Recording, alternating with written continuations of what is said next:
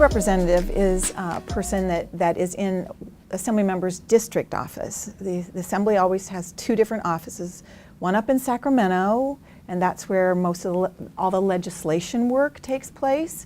And then at the same time, they have an office here in the district, which is where they're from and where their constituents are.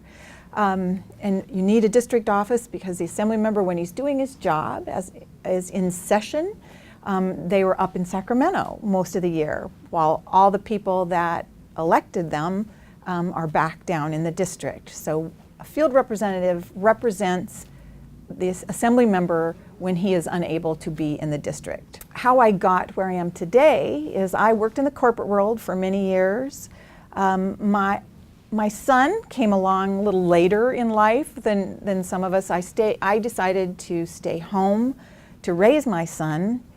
But while I was doing that, I needed to engage myself in some other works and projects, and I ended up doing a lot of community work, and in particular working with the school districts. I ran 3 campaigns as you know, not the school district. They have to get a person that's not in the district to run the campaigns, and I ran 3 different campaigns for our local school district. And at the end of the last campaign I ran, I met the woman who was the district director for the Assembly member coming in, and we connected, and I said, you know, this is something I'm very interested in, and that's how I ended up in the job. So it was through all the other community work and actually being involved, you know, in local campaigns.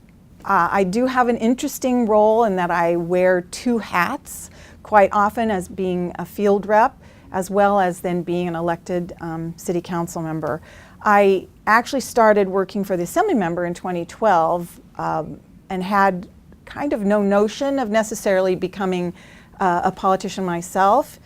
But in my case, there's no overlap in the district. So in other words, my constituents in San Leandro are not my constituents in my day job. So it makes it a clear way, you know, it's very clear, and there's no conflict. However, the issue areas and the things we do, there's constant overlap. A city has transportation, city has housing, city has, you know, all the local concerns that actually are very affected by what happens at the state level. And so for me, it's been a great opportunity to actually understand and be a part of both sides of it. And it really does help me as a local city council member a lot to be sitting in meetings at a state level that is going to help give me understanding of things we can do in our city.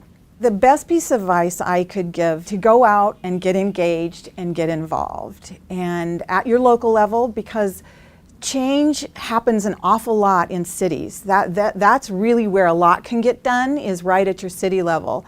So I would say just in your own backyard, in your hometown, and maybe if you're not going to go back to your hometown, if you're in school, you can do that even at, you know, if you're at school in UC Santa Barbara or something, get involved in local politics. And it's very easy to, when you find candidates, they're always looking for volunteers to help on the campaign, always. And that's the way to start to learn about what does this mean and how do you get involved? What do you do? How do you start? Understand that while it's frustrating, you might not be able to make a change very quickly, but if you hang in and really work and try to be involved, you can be part of the change that you want to see.